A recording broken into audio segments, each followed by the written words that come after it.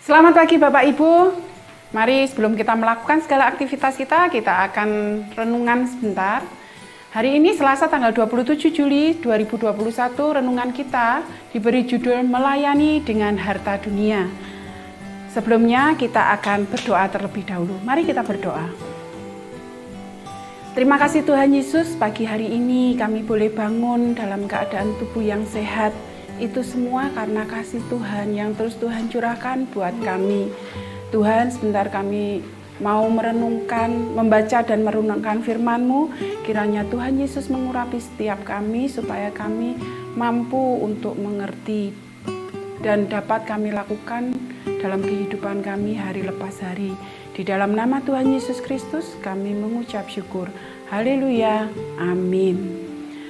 Renungan kita terambil di dalam Roma 15 ayat yang ke-22 sampai 23.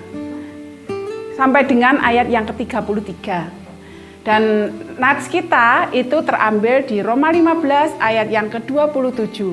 Bunyinya, sebab jika bangsa-bangsa lain telah beroleh bagian dalam harta rohani orang Yahudi, maka wajiblah juga bangsa-bangsa lain itu melayani orang Yahudi dengan harta duniawi mereka. Bapak Ibu yang dikasihi Tuhan, harta kerap kali dikonotasikan secara negatif. Mengapa? Sebab banyak orang itu mengalami kejatuhan karena masalah harta. Banyak orang yang hidupnya justru diperbudak oleh harta.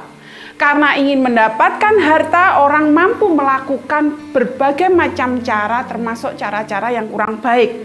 Karena harta, orang juga menjadi tega terhadap sesamanya. Kita tentu ingat atau mungkin Bapak Ibu pernah mendengar atau bahkan mungkin Bapak Ibu juga masih hafal lirik lagu sekolah minggu yang liriknya kayak gini.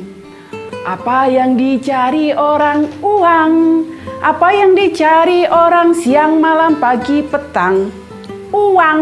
Nah, Bapak Ibu, lagu itu sesungguhnya menegur kepada kita semua yang kerap kali menjadikan harta itu sebagai tujuan hidup kita. Padahal harta adalah alat yang dapat dan seharusnya kita atur dan kita kendalikan. Jadi bukan kita yang dikendalikan oleh harta, tapi kitalah yang mengendalikan harta itu. Bapak Ibu, di dalam pembacaan kita Roma 15 ayat yang ke-22 sampai dengan 33 itu menggambarkan adanya masalah ekonomi yang harus dihadapi oleh jemaat mula-mula. Kondisi keuangan yang tidak sama antara jemaat-jemaat itu perlu disikapi dengan kreatif. Nah, untuk bisa tetap bertahan di tengah situasi yang sulit tersebut, maka jemaat-jemaat harus saling menopang.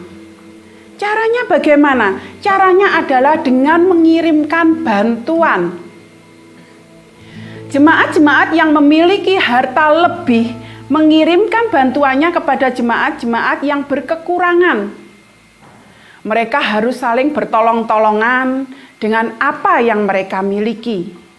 Mereka harus bersehati demi tercapainya keseimbangan dan kesetaraan antar jemaat.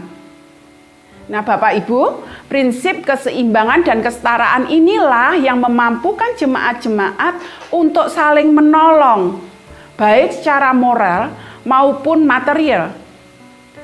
Harta dunia yang kerap dikonotasikan negatif ternyata menjadi alat pelayanan yang berguna untuk saling menopang. Uang maupun harta adalah alat. Seharusnya kita tidak melekat kepadanya, melainkan menggunakannya sebagai alat untuk menolong sesama dan memuliakan Tuhan. Bapak Ibu, pagi hari ini melalui renungan saat ini kita diingatkan oleh Tuhan bahwa kita juga harus mempunyai sikap yang peduli satu terhadap yang lainnya.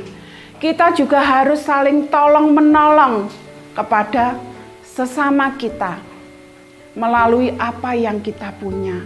Kalau kita saat ini dikasih kepercayaan oleh Tuhan memiliki harta yang lebih, mari kita menggunakan harta itu untuk pelayanan, untuk melakukan sesuatu yang terbaik bagi kemuliaan nama Tuhan. Biarlah renungan kita ini boleh selalu menguatkan kita, dan biarlah kita mampu untuk melakukannya dalam kehidupan kita. Karena harta dunia itu layaknya dua sisi mata uang. Di satu sisi dapat membutakan mata, namun di sisi lain membukakan mata bagi sesama. Amin. Mari kita berdoa.